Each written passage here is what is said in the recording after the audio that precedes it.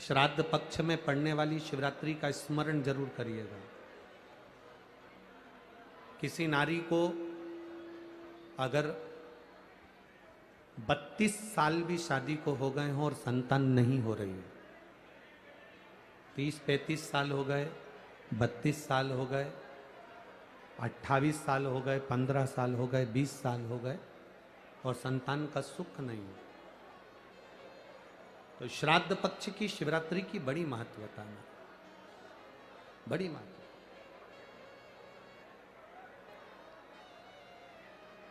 तो शिवरात्रि का बड़ा महत्व है।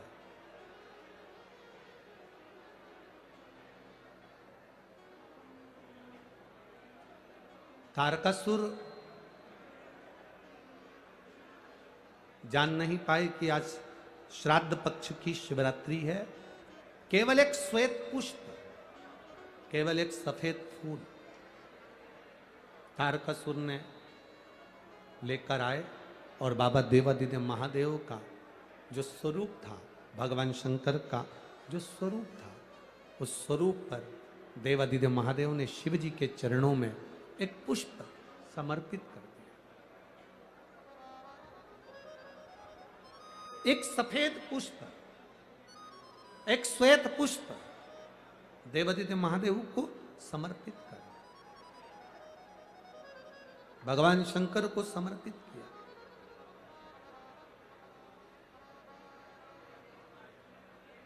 उसका फल क्या हुआ? आप लोग भी निवेदन है, प्रयास करना, पहले देख लेना, शायद हमारे हिसाब से तो 13 अक्टूबर को शिवरात्रि होना चाहिए।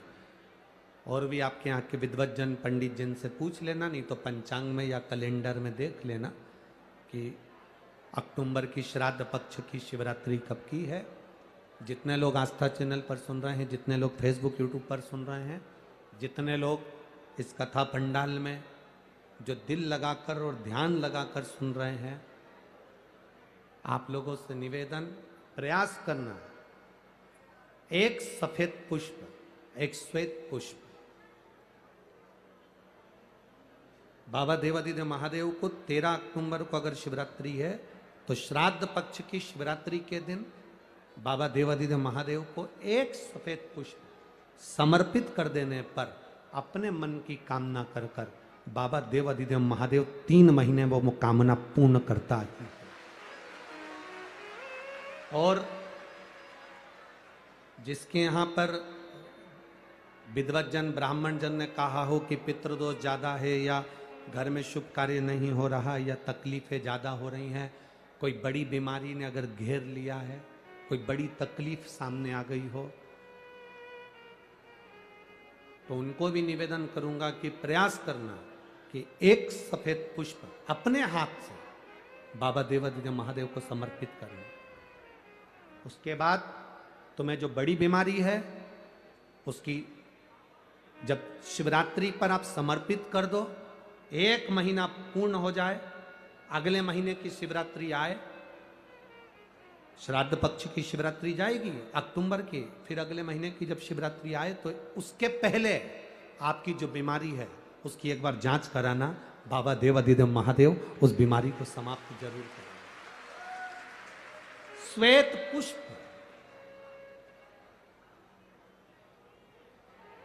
भगवान शंकर का जो श्राद्ध पक्ष का जो शिवरात्रि है उस पर जो श्वेत पुष्प की परिभाषा, उसको हमें जानना, उस परिभाषा।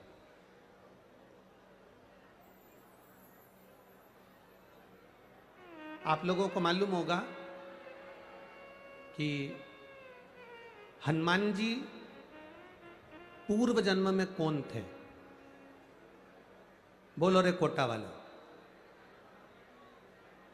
हनुमान जी का जो अवतार हुआ राम अवतार के समय पर, त्रेता में जो मेरे राम जी का जो सुंदर अवतार हुआ, तो राम जी के साथ में जो हनुमान जी प्रकट हुए, ये हनुमान जी को पूर्व जन्म में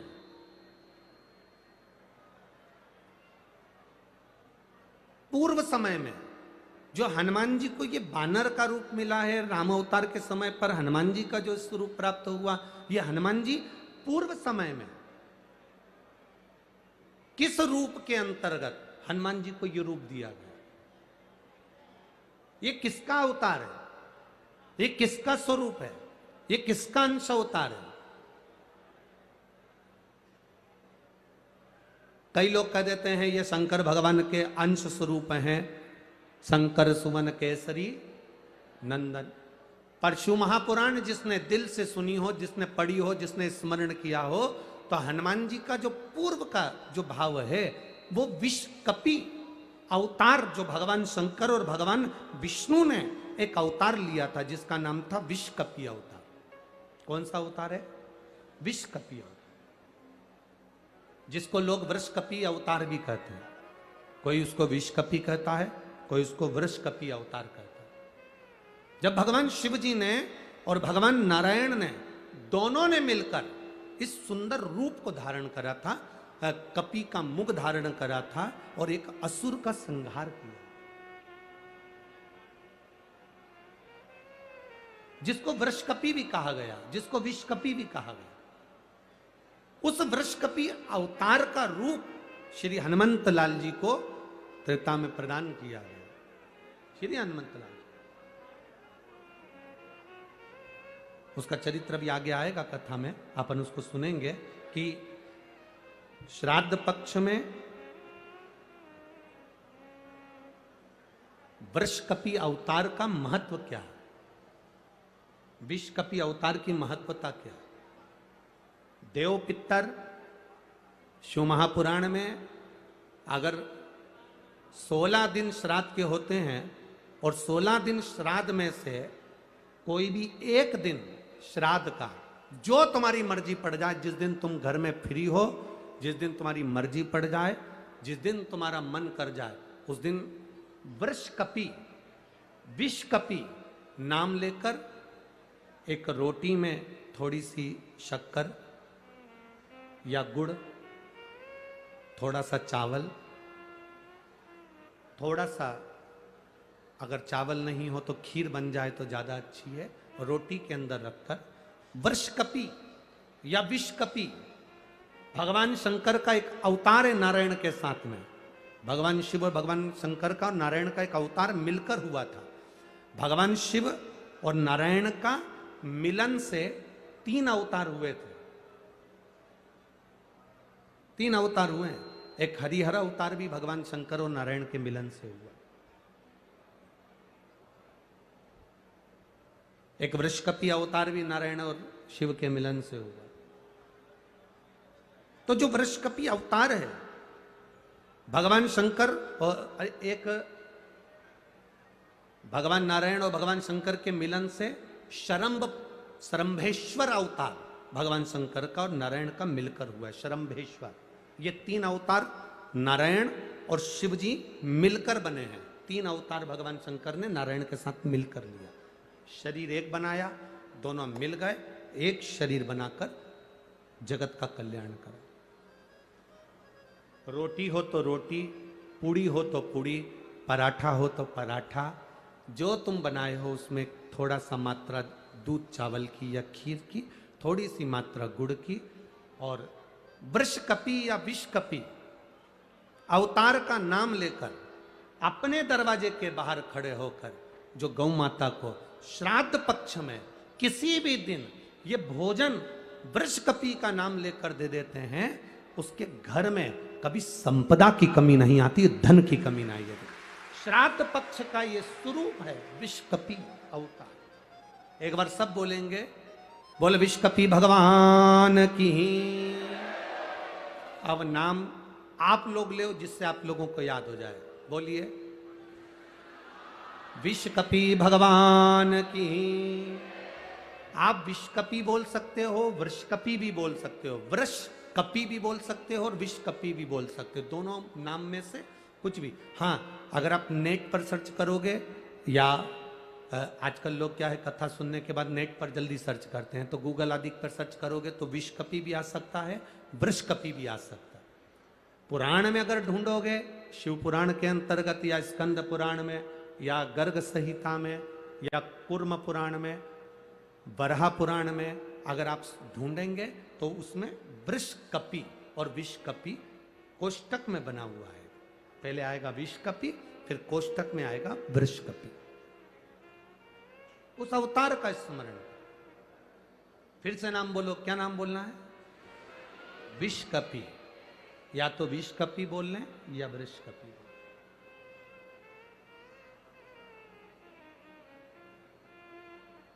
देव पितर कथा का ये सबसे सुंदर संवाद है विषकपि अवतार का। भगवान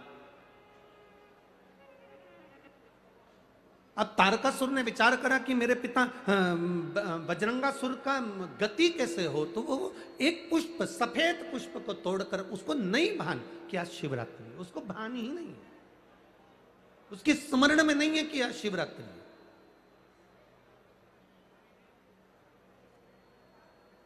फूल तोड़ा, देवादिदेव महादेव के चरणों में समर्पित करा, शिव जी के नेत्र खुल गए।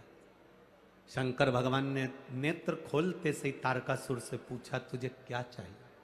तारकासुर कहता है, मेरे पिता बजरंगासुर की गति नहीं हुई है, वो भटक रहा। मेरी माता जब सोती है, उनके स्वप्न में मेरे पिता आते हैं। मेरी माता वन में घूमती है, मेरे पिता उसके पीछे चलते हुए दिखते हैं। कभी कभी पितर, कभी कभी पूर्वज, हमको ऐसा लगता है कि हम काम कर रहे हैं और मुझे कोई देख रहा है। कभी कभी ऐसा लगता है कि मैं चल रही हूं, मेरे पीछे कोई चल रहा है। कभी कभी ऐसा भान होता है कि ऐसा लग रहा है कि कोई मुझे देख रहा है, कोई मेरे पीछे चल रहा है, कोई मेरे आगे चल रहा है। कभी कभी ऐसा भान होता है। तो उसके लिए यहां तारकासुर कह रहा है कि मेरी माता को मेरे पिता, मेरे पूर्वज नजर आते हैं, मेरे पिता की गति कैसे हो जाए। तब भगवान शंकर कहते हैं कि तारकासुर, एक तो तू असुर है, तू राक्षस है, और राक्षस होने के साथ साथ तू अपने पिता की गति की बात कर रहा है, ये तो मुझे हंसी आने वाली बात है। एक राक्षस कहे कि मेरे पिता का मोक्ष हो जाए, तो ये तो बड़ी हंसी की बात है, ये तो बड़ी विचित्र बात। पर तुम पूछ रहे हो, भगवान देवादिदेव महादेव ने कहा कि तुम्हारे पिता की गति के लिए तुम ब्राह्मण भोज, संत भोज, गुरु भोज, दरिद्र भोज ये क्यों ना करते? तारकासुर ने कहा, मैंने पूरी पृथ्वी को निमंत्रण दिया, कोई मेरे यहाँ भोजन करने नहीं आया। सबको भय लगा कहीं मैं मांस ना मिला दूं, गलत पदार्थ ना मिला दूं, गलत चीजें ना मिला दूं, उसका स्मरण ना हो जाए, इसलिए कोई मेरे यहाँ भोजन करने नहीं आया। शंकर जी उसी समय पर कहते हैं, तेरे पिता की गति के लिए नंदी तुझे ज्ञान देगा। भगवान ने नंदी की ओर इशारा करा। नंदी ने तारकासुर से कहा, सुन तारका, अगर अपने पूर्वजों को जल नहीं दे सकते, अपने पूर्वजों को तर्पण नहीं कर सकते, अपने पूर्वजों के लिए भोजन नहीं करा सकते, अपने पूर्वजों के लिए कोई तुम भाग नहीं दे सकते, अपने पितरों के लिए तुम कुछ नहीं कर सकते, तो नंदी ने तारकासुर से कहा, एक मुट्ठी दुर्वा घास उखाड़ कर किसी गाय को खिला देना, उससे भी तेरी पिता की, तेरे पूर्वज की मुक्ति गति निश्चित है। ये नंदी का ज्ञान है, ये नंदीश्वर का ज्ञान। 16 दिन श्राद्ध में बन सके, आप अगर किसी को भोजन करा सके ठीक है, ना करा सके ठीक है, कुछ नहीं बने तो थोड़ी सी घास, थोड़ा सा ग्रास तोड़कर गौ माता को भी खिला देने पर हमारे पूर्वजों को, हमारे पितरों को मुक्ति प्राप्त हो जाती है, मोक्ष मिल जाता है। क्यों? गौ माता के शरीर में देवताओं का निवास है, उसको जानने वाला जान सकता है, बाकी के तो लोग आज के जमाने में हम क्या कहें, केवल दुनिया के लोग एक बात कहते हैं, गौ माता की जय हो, गौ माता की रक्षा हो, रक्षा हो, रक्षा हो। हर मंच पर, हर जगह पर राजनेता, सत्ताधारी सब चिल्ला चिल्ला कर कहते हैं, हमने गाय के लिए यह करा, हमने गाय के लिए वो करा। अगर तुमने गाय के लिए कुछ करा होता तो रोडों पर गाय आज भी कचरा खाती हुई नहीं दिखती।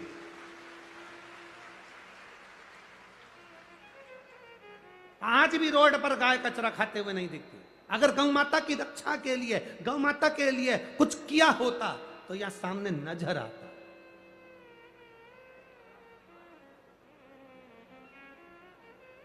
बहुत कुछ करती है सरकार, ऐसा नहीं कि गाय माता के लिए नहीं करती, करती है, पर ऊपर से पैसा चलते चलते चलते चलते नीचे तक आता है, नीचे भी और नीचे आता है और नीचे आता है। जो धन गौ माता में लगने वाला होता है वो दुनिया के लोग पहले हजम कर जाते हैं और गौ माता फिर भूख से बिलबिलाती रहती है।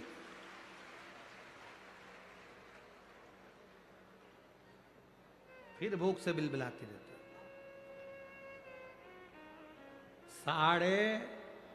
12.5 लाख कत्ल खाने ब्रेसिंग मशीन के हो गए हैं, जो भारत की भूमि पर कलंक की तरह है।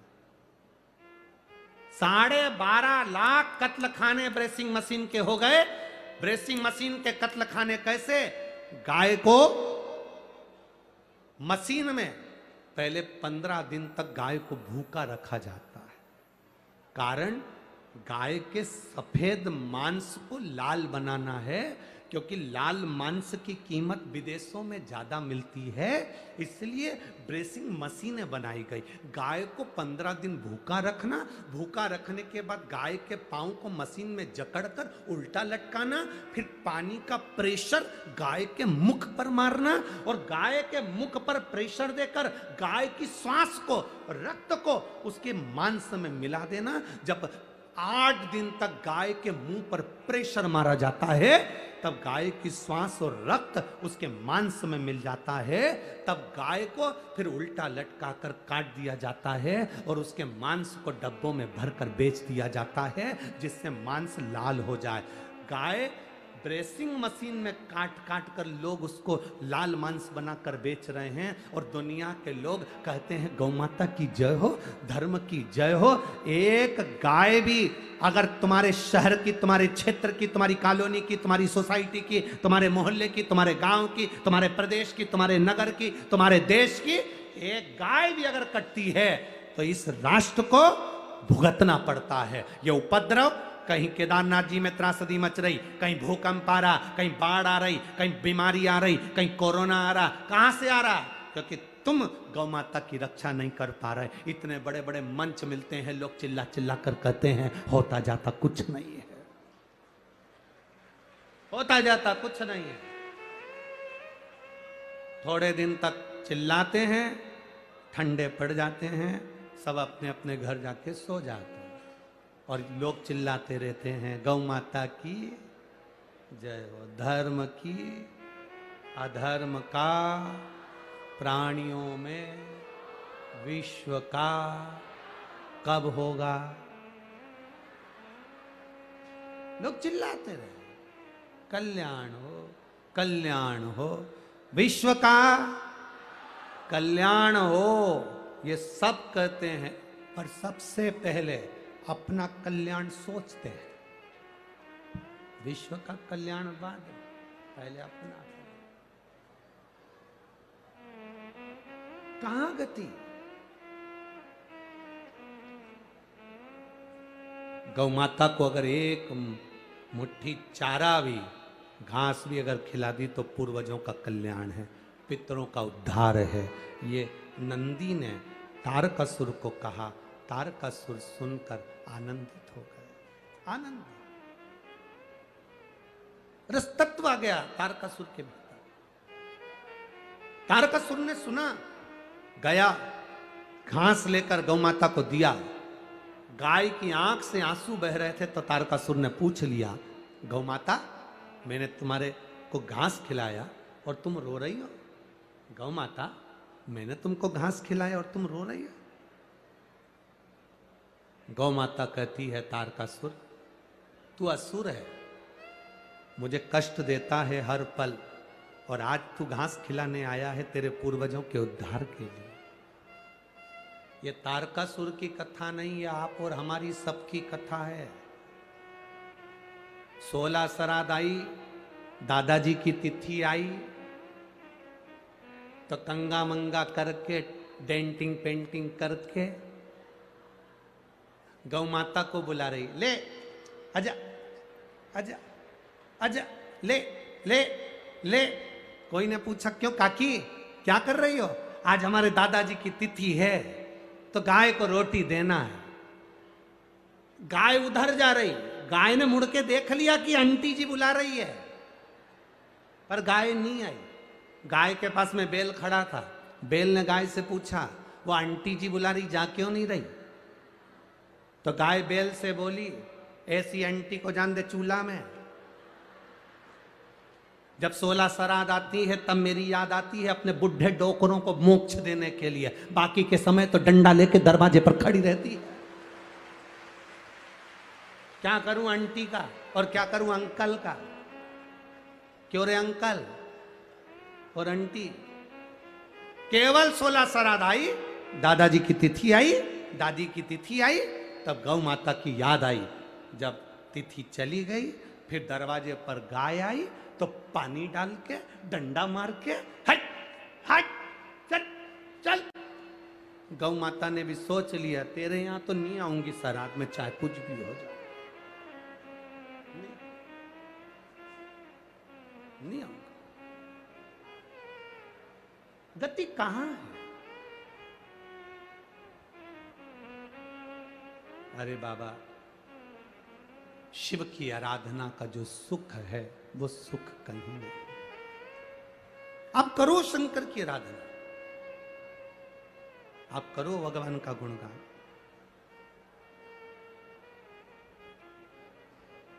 भोलेनाथ दया करना,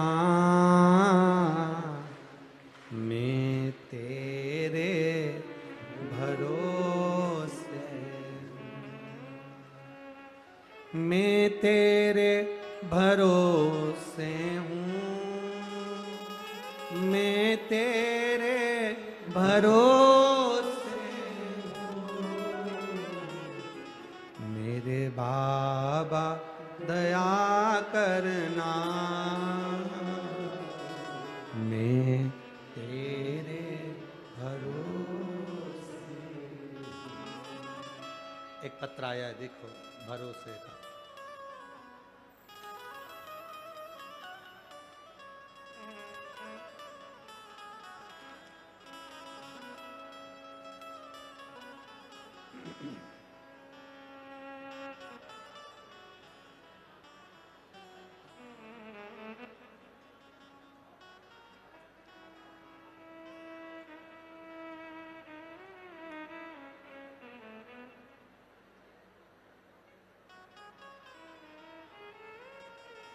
मीनू मिश्रा,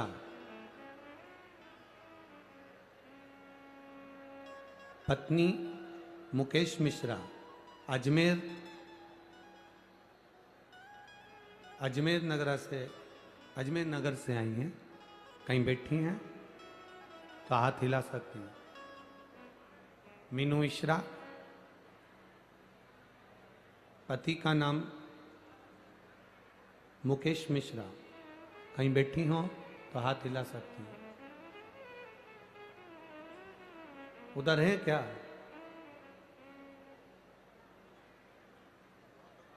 है? गुरुदेव, मेरा लड़का है जो माइंड से विक्षिप्त है, बोल नहीं पाता, सुन नहीं पाता, जन्म से ही है। पहले तो उसको सुनाई नहीं देता था, पर कथा सुनते सुनते उसकी कानों की आवाज बाबा की कृपा से आ गई। ये शिव कृपा है। गुरुदेव,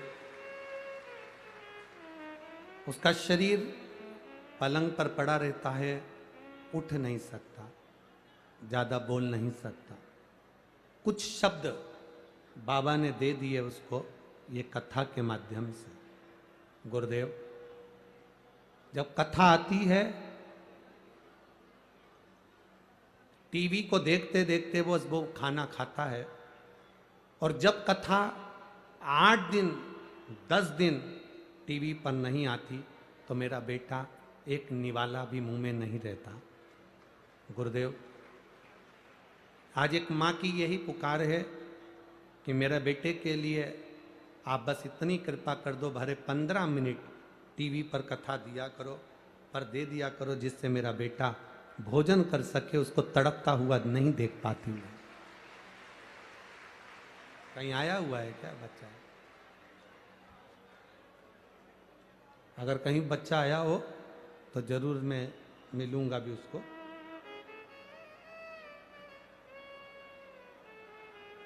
हम प्रयास करेंगे पूरा। बाबा देवादिदेव महादेव चाहेगा तो भले 15 मिनट इस बेटे के लिए दें, पर देंगे जरूर, प्रयास करेंगे उसके लिए, हम बात करेंगे। एक पत्र और बड़ा सुंदर आया है महाराज।